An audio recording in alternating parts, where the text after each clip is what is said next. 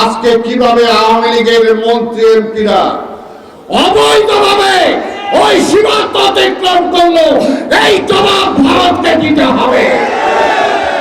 আওয়ামী লীগ মুক্তিযুদ্ধের স্বাধীনতাতে বিশ্বাসই করে না। আওয়ামী লীগ হাসিনার পাসপোর্ট নাই, হাসিনা বাংলাদেশের একটা কালপ্রিট।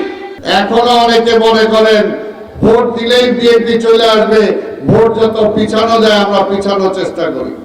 3 মাস 6 মাস 9 মাস 1 বছর পিছায় কোনো লাভ নাই। যখনই নির্বাচন হবে বিএনপি বিপুল ভোটে জয়লাভ করবে ইনশাআল্লাহ। আওয়ামী লীগ বলে খালি মুক্তিযুদ্ধের দল, স্বাধীনতার দল। আসলে আওয়ামী লীগ মুক্তিযুদ্ধের স্বাধীনতাতে বিশ্বাসই করে না। আওয়ামী লীগ লীগকে ভারত এই দেশের ক্ষমতায় বসিয়েছিল বাংলাদেশকে একটি বাজারে রূপান্তরিত করার জন্য, এই দেশের বাজার হিসেবে ব্যবহার করার জন্য।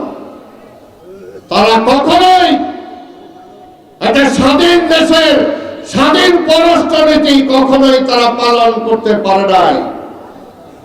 আজকে ভারতকে বলতে চাই, এই সরকারকে বলতে চাই, সীমান্ত অতিক্রম করে যখন আবার একটা কৃষক সীমান্তের কাঁটাতারের কাছাকাছি যায় তাকে গুলি করে হত্যা করা হয়।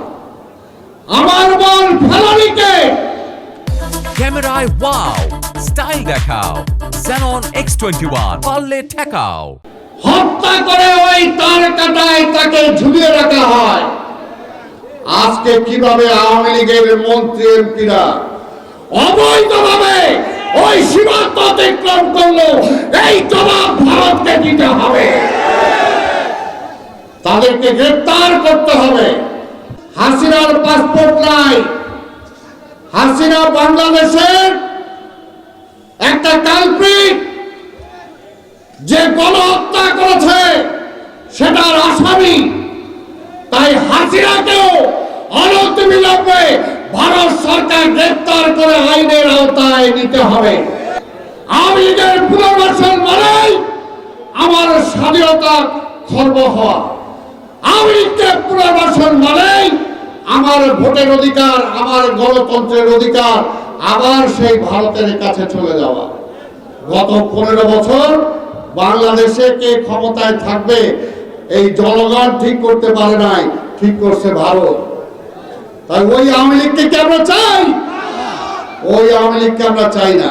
আজকে আমাদের এই কর্মী সভা সফল করব। আমিকে বারবার আমন্ত্রণ হয়েছে, সেও কিন্তু ছাত্রনেতা আমিরুল ইসলাম আলম আলী, বর্তমান বিএনপির সাংগঠনিক সম্পাদক। বাংলাদেশে 18 কোটি মানুষের জীবনের সঙ্গে তিনি প্রতি মুহূর্তে বিশেষ করে মহিলা দলের